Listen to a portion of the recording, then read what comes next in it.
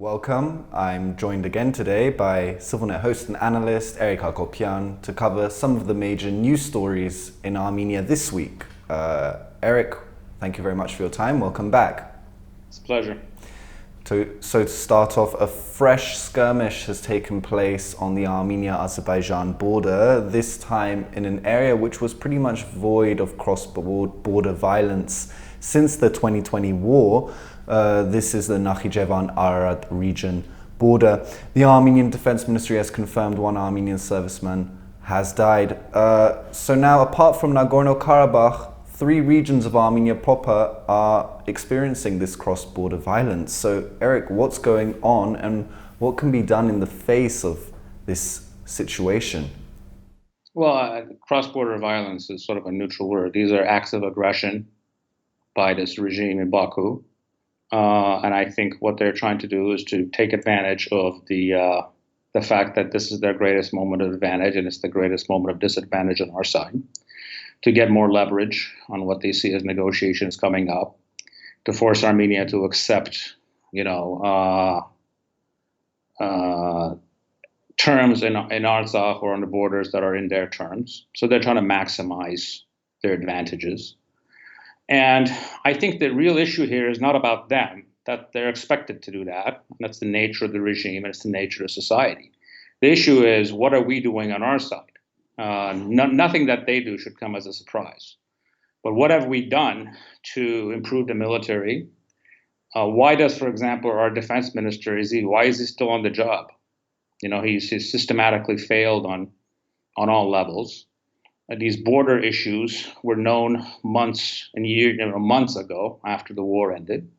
If they would have taken care of them in a proactive fashion, we would not have the issues that we'd have in Sevlij, for example, in Sunik or in other regions.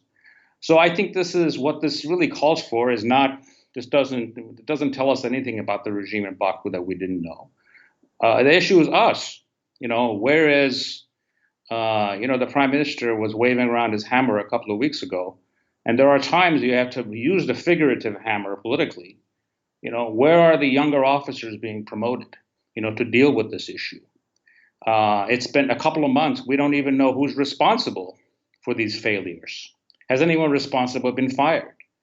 So it's really upon us, and it's really upon this government to start a serious reform, a serious effort in reforming the military. And in the short order, even if you cannot find competent people, which I don't believe, there are contractors, there's foreign companies that you can bring in to help with this. Because it's very critical for us to get a control of this border and not to give them leverage points for future negotiations. And this is what these are.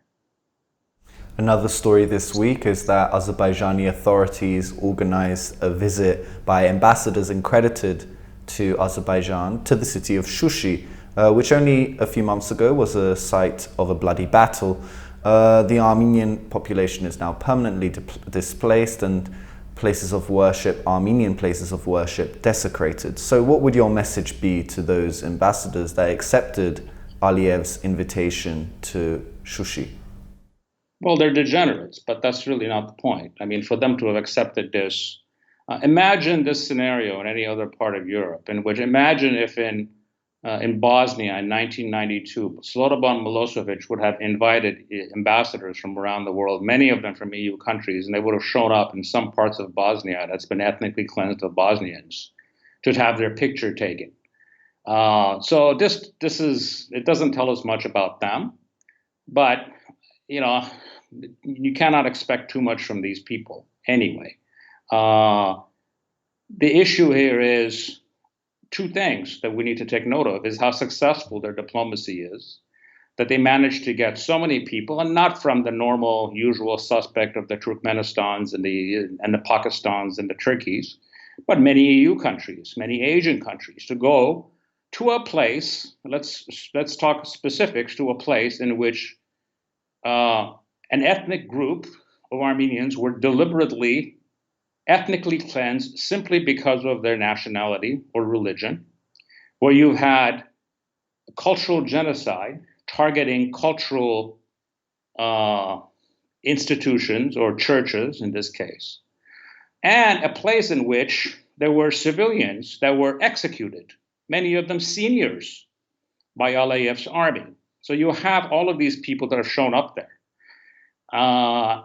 Knowing all of these things, so it tells you how successful their diplomacy is. It tells you how pathetic our diplomacy is, that we didn't know about this, that we didn't stop it, and we haven't been able to make a big to-do of it after that it's happened. So I'm not surprised by them going. It doesn't say much about them as people or as institutions of how they make decisions, but that's really not relevant. The relevant is to understand our failures and how do we move on from our failures to make sure things like this don't happen, or they don't happen in an unpunished fashion. And you mentioned diplomacy in terms of Armenia's domestic politics. Armenia still does not have a foreign minister. Why is this, in your opinion, and what should Pashinyan look for in his new appointment?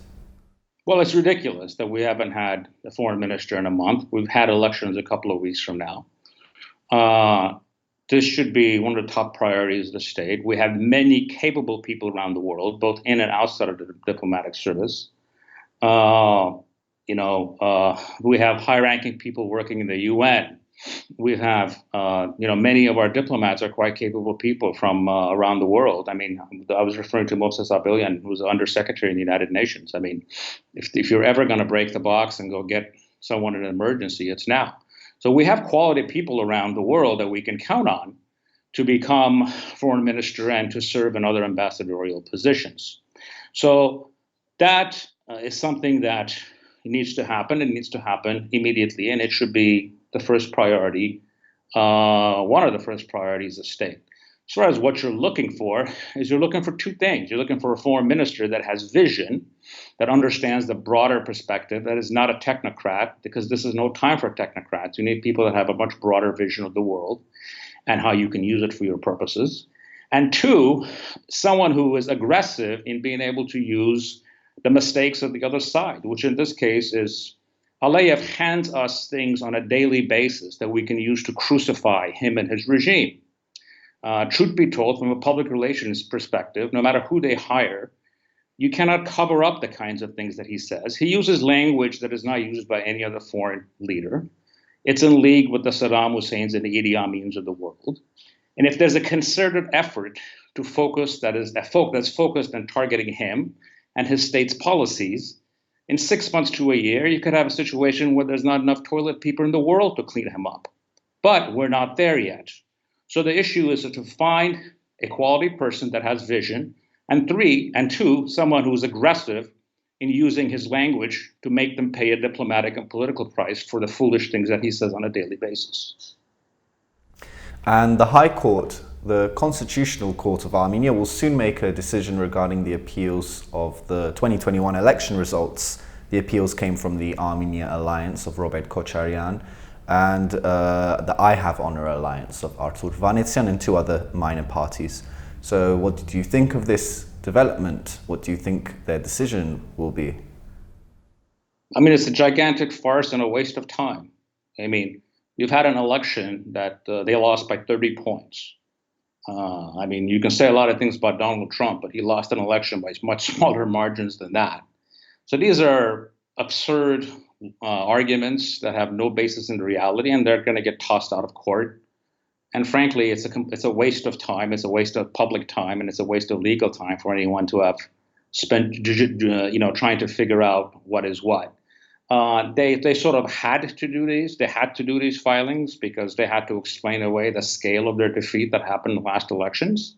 And this is simply using public resources and wasting public time to cover up for their own failures.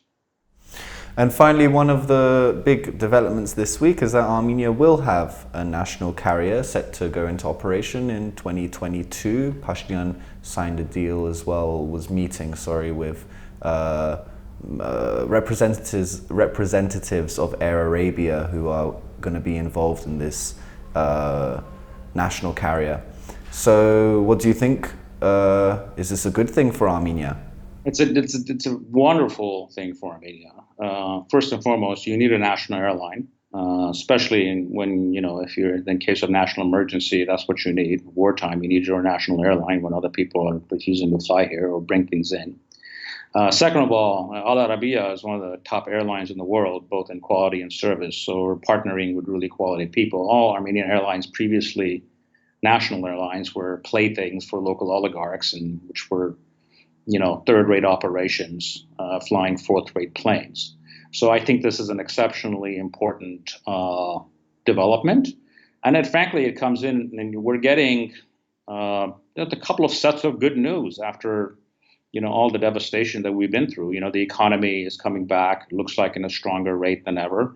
This week we learned about the significant EU investments that are going to happen in Armenia's infrastructure in the multiple billions. In fact, if you quantify that, it's equivalent to what the US infrastructure plan is, which is the Biden plan, just in sheer percentage terms compared to the size of the economy. It's like 5% of the U.S. economy, and these would be 5% of the Armenian economy on a yearly basis.